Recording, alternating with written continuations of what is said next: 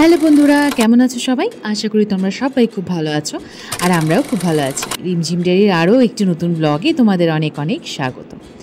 দেখতেই পারছো বাগডোগরা এয়ারপোর্টে রয়েছি আমরা, এই জাস্ট ঢুকলাম। তো আজকে তোমাদের আমাদের ফার্স্ট ফ্লাইটের অভিজ্ঞতা কীরকম সেটাই শেয়ার করব। তার সাথে থাকছে সমস্ত রকমের ইনফরমেশান যা যা কিনা প্রথম ফ্লাইটের জন্য প্রয়োজন। আমরাও অনেক কিছু জানতাম না, তবে অভিজ্ঞতার পর কিন্তু সমস্তটা তোমাদের কাছে পরিষ্কার করে তুলে ধরতে পারবো। যারা নাকি প্রথম বিমানে যাত্রা করছো তাদের জন্যই রয়েছে কিন্তু ভিডিওটা। তো চলো সমস্তটা তোমাদের সঙ্গে শেয়ার করব।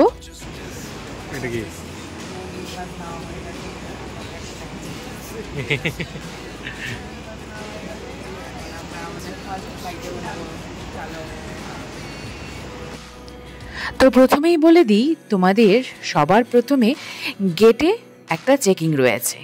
তো সেখানে তোমাদের চেকিংয়ের জন্য থাকছে একটা নিজস্ব আইডি প্রুফ, আর তার সঙ্গে টিকিটটা চেকিং হবে। সেখানে লাইন দিয়ে তোমরা দেখতেই পারলে আমি আমাদের আইডিটা চেকিং করিয়ে আর টিকিটটা চেকিং করিয়ে ভেতরে ঢুকে পড়েছিলাম। আর ভেতরে ঢুকেই আমাদের বোর্ডিং পাসের যে চেকিংটা, সেই চেক ইন লাইনে দাঁড়িয়েছিলাম। সেই বোর্ডিং পাসের চেক ইন লাইনে দাঁড়িয়ে বোর্ডিং পাসটা চেকিং করে আমরা চলে এসেছি সিকিউরিটি চেকিং সেকশনে। এখানে সিকিউরিটি চেকিং করা হয়। প্রথমে বোর্ডিং পাস যখন তোমরা চেকিং করাবে, সেখানে তোমাদের লাগেজটাও মেপে দেখা হবে। লাগেজে কি কি জিনিসপত্র আছে সেই সমস্তটাও লাগেজ স্ক্যানিং করে ওরা দেখে নেবে। তারপর যদি লাগেজের ওয়েট কিছু বেশি হয় তাহলে সেই ক্ষেত্রে কিন্তু পার কেজিতে এক্সট্রা চার্জেস দেওয়া হয়। আর তোমাদের সঙ্গে যেই লাগেজটা যাবে, মানে প্লেনের কেবিনে যেই লাগেজটা যাচ্ছে, সেই লাগেজটার ওয়েট হতে হবে ম্যাক্সিমাম 7 কেজি। আর যেই লাগেজটা কিনা প্লেনের তলায় মানে নিচে যাচ্ছে, সেখানে যে লাগেজটা যাবে সেই লাগেজটার ওয়েট হতে হবে 15 কেজি ম্যাক্সিমাম। 15 কেজি থেকে যদি একটুও বেশি হয় তাহলে কিন্তু তোমাদের পার কেজিতে একটা চার্জেস রয়েছে। তো সেই চার্জেসটা দিয়ে তারপরে তোমাদের লাগেজটা নিয়ে যেতে হবে। এছাড়াও সিকিউরিটি চেক ইনের ক্ষেত্রে, সিকিউরিটি চেক ইনের সময় তোমাদের ঘড়ি, belt, phone, power bank, laptop, charger, যা যা কিছু ইলেকট্রনিক জিনিস রয়েছে সেগুলোকে ব্যাগ থেকে বের করে আলাদা করে তোমাদের একটা ট্রেতে দিয়ে দিতে হবে। সেই ট্রে সমেত তোমাদের ব্যাগ সমেত কিন্তু সিকিউরিটি চেকিংয়ে চেক ইন হয়ে চলে যাবে। তারপরে তার পাশেই তোমাদের নিজেদের বডি চেকিং হবে। সেখানে বডি চেকিং করিয়ে তারপরে তোমরা সিকিউরিটি চেকিং থেকে বেরোতে পারবে। এই ক্ষেত্রে বলে রাখি, পাওয়ার ব্যাংকের যদি ওয়াট 30 ওয়াটের বেশি তাহলে কিন্তু ওরা সেটাকে জমা রেখে দেবে।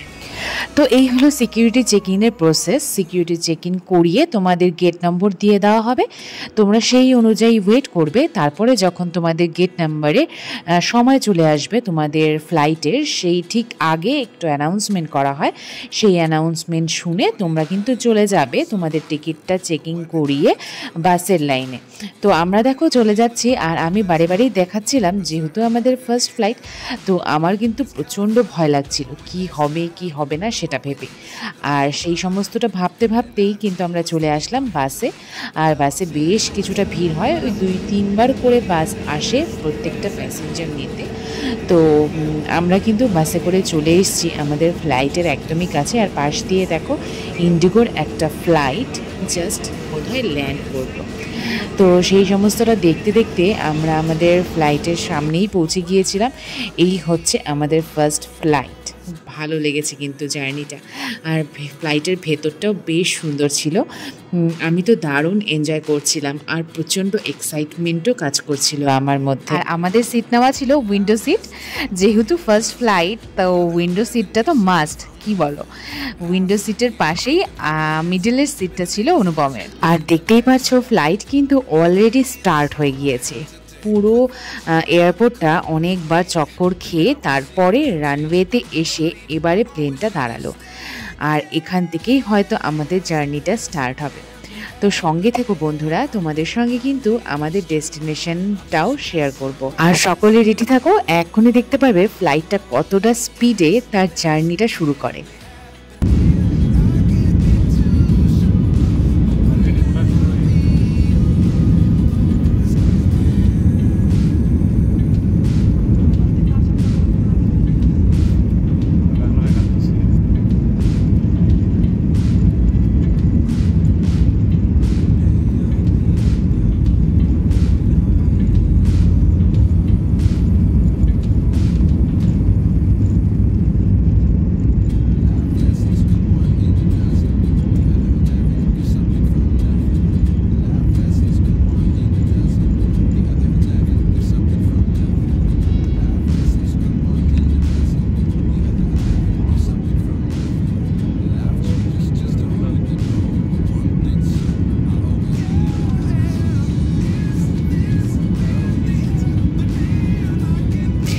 তো দেখতেই পারলে আমরা কি করে কয়েক মিনিটের মধ্যে পাখির মতো আকাশে ওড়াটাও কিন্তু শিখে গেলাম। মানুষের এত উন্নতির সমস্ত কৃতিত্ব কিন্তু আমাদের বিজ্ঞানীদের দেওয়া উচিত। আর এই এরোপ্লেনের আবিষ্কার তো করেছিল, আশা করি তোমরা সবাই জানো, উইলবার আর অরভিল, এই দুই ভাই, যারা নাকি প্রথম মানুষকে আকাশে ওড়া শিখিয়েছিল। তো যাই হোক, অনেক তো জ্ঞান দিয়ে ফেললাম, এবারে দেখো পাখির চোখে কেমন লাগে পুরো আমাদের পৃথিবীটা সবুজে সবুজ, ওপর থেকে দেখতে যেন আরও বেশি সুন্দর। আর যখনই বিমানটা উপরে উঠেছে তারপর কিন্তু আমি একবারের জন্য এই জানালাটা বন্ধ করিনি, কারণ একটা মিনিটের সুন্দর প্রাকৃতিক দৃশ্য আমি মিস করতে চাইছিলাম না। আর কিছুক্ষণ পরে যখন এইরকম পাজা ধরা মেঘগুলো আমাদের বিমানের পাশ দিয়ে যাচ্ছিল, তখন আমার যেন আরও ইচ্ছে করছিল যে এই জার্নিটা যেন কখনোই শেষ না হয়। আবারও ফিরে আসি কিছু প্রয়োজনীয় ইনফরমেশনে। যারা যারা প্রথমবার ফ্লাইটে জার্নি করছো তাদের সুবিধার জন্যই কিন্তু এই ভিডিওটা বানানো আমার। তো আমরা যেহেতু প্রথমবার জার্নি করেছি, আমরাও অনেক কিছু জেনে তারপরে গিয়েছিলাম। দেখো ফ্লাইটের পাশ দিয়ে কি সুন্দর মেঘগুলো ভেসে ভেসে যাচ্ছে, মনে হচ্ছিল যেন আমরা স্বর্গরাজ্যে পৌঁছে যাচ্ছি। তো যাই হোক, আমি বারে বারে প্রাকৃতিক দৃশ্য দেখে না সেখানেই ভেসে যাচ্ছি। আর ওই দূরে দেখতে পারছো কালো কালো কতগুলো দাগ, সেগুলো কিন্তু পাহাড়। মানে জাস্ট আমি এই সিনারিটা জানো তো কখনো যেন ভুলতে পারবো না। তো দারুণ মজা লেগেছে। এর পরবর্তী সময়ে হয়তো আরও অনেক যাব। তো এইরকম প্রাকৃতিক দৃশ্য দেখতে দেখতে তোমাদের সঙ্গে কিছু গল্প করে ফেলি তাহলে। তো যেটা বলছিলাম যে নিজেদের সঙ্গে একটা জলের বোতল তোমরা নিয়ে আসতেই পারো, তাছাড়া কিছু সামান্য খাবার দাবারও নিয়ে আসতে পারো। যদি অনেকক্ষণের জার্নি হয় তাহলে নিজেদের সঙ্গে কিছু শুকনো খাবারও আনতে পারো, ঘরের থেকে বানিয়েও কিছু আনতে পারো। তো যাই হোক, খাবার দাবার তো তোমরা বাড়ি থেকে নিয়ে আসবে। ফ্লাইটেও কিন্তু খাবার দাবার যথেষ্ট পরিমাণে পাওয়া যায়। তোমরা যদি ফ্লাইটের বোর্ডিংয়ের সাথে যদি অ্যাডজাস্ট না করে থাকো খাবার দাবার, এখানে অর্ডার করে পেমেন্ট করলেও কিন্তু তারা খাবার দাবার দিয়ে দেয়।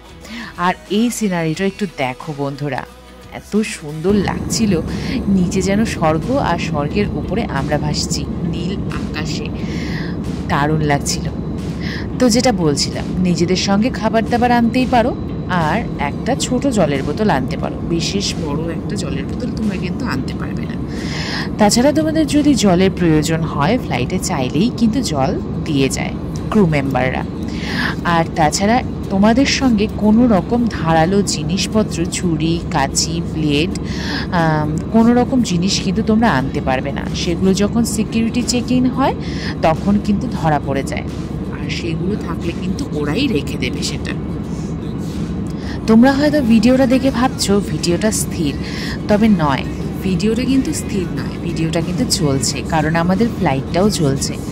যখন ওঠে ঠিক সেই সময়টা বোঝা যায়, আবার যখন নামে ঠিক সেই সময়টা বোঝা যায়।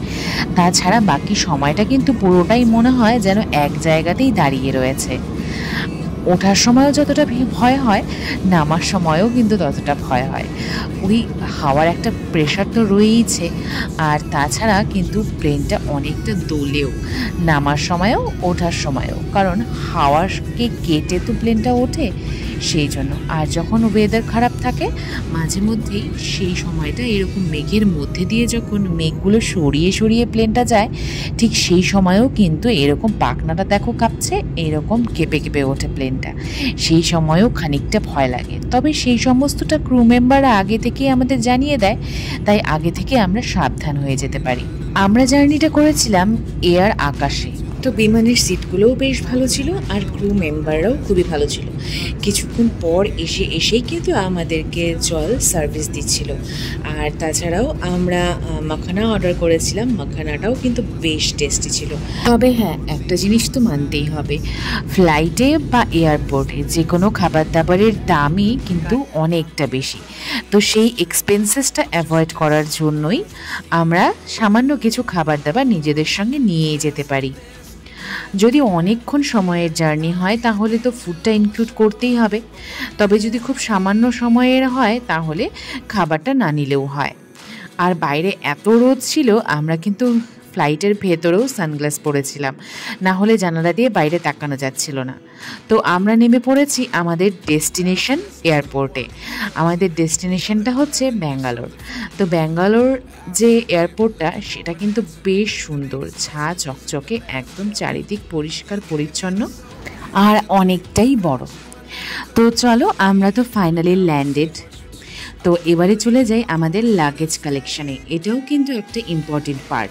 যখন নাকি আমরা আমাদের লাগেজগুলো চেক ইন করিয়ে আমরা দিয়েছিলাম, ঠিক সেই সময় কিন্তু আমাদের লাগেজের সঙ্গে একটা স্টিকার দিয়ে দিয়েছিল, আর আমাদেরকেও তার একটা অংশ দিয়ে দিয়েছিল, সেটা হচ্ছে লাগেজের নাম্বার।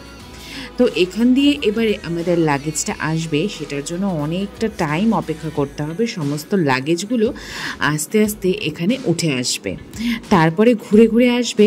তো তোমার যেটা লাগেজ সেটা তোমাকেই নিজ দায়িত্বে চিনে নিয়ে এখান থেকে কালেক্ট করে নিতে হবে। এখানে কিন্তু কোনো রকম সার্ভিস দেওয়ার কোনো মানুষ থাকে না, নিজেকেই নিজের লাগেজটা বুঝে নিয়ে দেখে নিয়ে তোমাকে নিয়ে নিতে হবে। তাছাড়া যদি অনেক সময় অনেকের ব্যাগ একই রকম হয় দেখতে, সেই ক্ষেত্রে যদি কোনো সময় কোনো লাগেজ উল্টোপাল্টা হয়ে যায়, সেই ক্ষেত্রে তোমাকে আবারও এয়ারপোর্টে ইনফর্ম করে সেই লাগেজ সংক্রান্ত ইনফরমেশন নিয়ে তোমাকে আবারও তোমার লাগেজটা কালেক্ট করার চেষ্টা করতে হবে। সেটা অনেকটাই সমস্যাজনক ব্যাপার। তো চলো, আমাদের জার্নিটা তো এখানেই শেষ হচ্ছে। তবে হ্যাঁ, ব্যাঙ্গালোর এয়ারপোর্টও তোমাদের একটু দেখাই।